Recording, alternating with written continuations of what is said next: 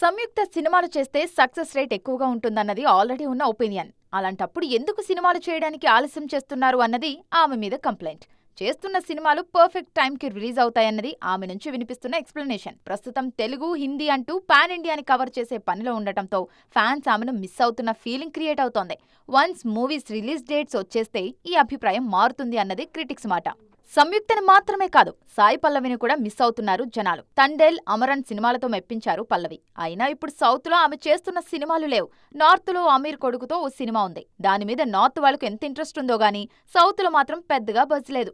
అందుకే next year వచ్చే రామాయణం కోసం ఎదురు చూస్తున్నారు. లాస్ట్ ఇయర్ గుంటూరు కారంతో మెప్పించిన శ్రీలీల ఆ తర్వాత పుష్ప 2లో స్పెషల్ సాంగ్ లో చేశారు. రీసెంట్ గా రిలీజ్ అయిన రాబిన్ హుడ్ ఫ్లాప్ అయింది. వైరల్ వయ్యారి పాపులర్ అయిన సినిమా మన దగ్గర పెద్ద బస్ చేయలేదు. అందుకే నెక్స్ట్ వచ్చే మాస్ జాతర అండ్ అదర్ సినిమాల కోసం వెయిట్ చేస్తున్నారు ఆమె ఫ్యాన్స్. మిస్ లీలా నార్త్ మూవీస్ కోసం అక్కడి వారు కూడా ఈగర్ గానే వెయిట్ చేస్తున్నారు.